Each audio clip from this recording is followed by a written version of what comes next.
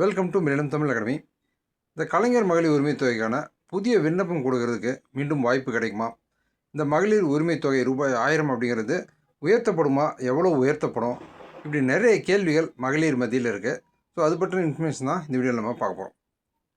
So இந்த மகளிர் உரிமைத் தொகை 1000 ரூபாய் ஸ்கீமில் புதுசாக எங்களுக்கு இப்போ தான் ரேஷன் கார்டே வந்திருக்கு. ஸோ நாங்கள் இந்த திட்டத்தில் பங்கெடுக்க முடியுமா? அதுக்கான அப்ளிகேஷன் நம்ம எப்போ கொடுக்கலாம்? ஸோ அந்த அறிவிப்பு எப்போ வெளியாகும்? இப்படின்ற ஒரு எதிர்பார்ப்பு நிறைய பேருக்கு இருந்துக்கிட்டே இருக்குது. ஸோ இதுக்கான அறிவிப்பு எப்போ வெளியாகும் அப்படின்ற ஒரு கேள்வி பொதுவாக மகளிர் மத்தியில் இருக்குது.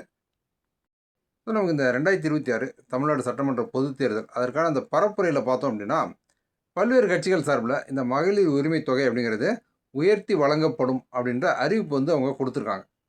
ஸோ நமக்கு வந்து இப்போ தேர்தல் முடிஞ்சிருச்சு. அதற்கான வாக்கு எண்ணிக்கை வந்து மே 4ஆம் தேதி நடைபெற இருக்குது.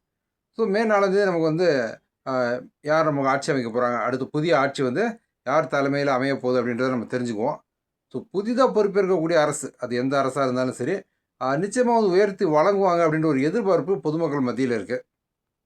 ஸோ அந்த உரிமை தொகையை உயர்த்தி வழங்குறது அது மட்டும் இல்லாமல் புதிதாக விண்ணப்பிக்கிறதுக்கான வாய்ப்பும் வழங்கப்படும் அப்படின்ற ஒரு எதிர்பார்ப்பு பொதுமக்கள் மத்தியில் இருக்குது. குறிப்பாக வந்து புதிதாக இப்போ தான் வந்து நம்ம ரேஷன் கார்டை வாங்குகிறோம் அப்படின்ற அடிப்படையில் ஒரே குடும்ப அட்டையில் வந்து பல்வேறு குடும்ப உறுப்பினர்கள் வந்து இருந்திருப்பாங்க. ஸோ திருமணம் ஆனவங்க அவங்க அந்த அட்டையிலேருந்து அவங்க பெயரை தனியாக பிரிச்சுட்டு புது குடும்ப அட்டை விண்ணப்பித்து ஸோ அதன் அடிப்படையில் புது குடும்ப அட்டை வாங்கினவங்க கடந்த 1 வருடம் 2 வருடத்தில் பார்த்தோம் அப்படின்னா பலாயிரக்கணக்கான புதிய குடும்ப அட்டைகள் வந்து தமிழகம் முழுவதும் வழங்கப்பட்டிருக்கும். ஸோ அந்த அடிப்படையில் நம்மளும் இந்த ஸ்கீமில் வந்து பங்கு பெறணும் அப்படின்ற எதிர்பார்ப்புடன் நிறைய பேர் காத்திருப்பீங்க. ஸோ அதற்கான வாய்ப்பும் வழங்கப்படும் அப்படின்னு நம்ம எதிர்பார்க்கலாம்.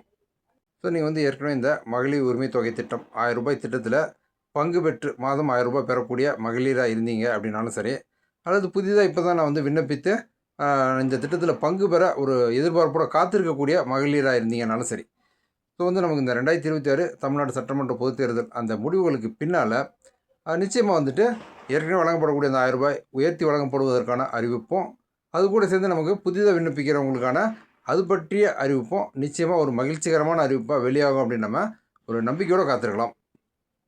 ஸோ இந்த கலைஞர் மகளிர் உரிமை தொகை 1000 ரூபாய் ஸ்கீம் மட்டும் இல்லாமல் பல்வேறு புதிய நலத்திட்டங்கள் பற்றின அறிவிப்பும் கட்சிகள் சார்பாக இந்த தேர்தல் பரப்புரையில் வெளியிட்டிருக்காங்க. ஸோ நமக்கு இந்த தேர்தல் முடிவுகளுக்கு பின்னால் இந்த 1000 ரூபாய் உயர்த்தி வழங்கப்படுறது, புதிய விண்ணப்பம் கொடுக்கறதுக்கு பற்றின அறிவிப்பு, இது மட்டும் இல்லாமல் புதிய நலத்திட்டங்கள் பற்றின அறிவிப்பும் நமக்கு வந்து அடுத்தடுத்து வெளியாக வாய்ப்பு இருக்குது.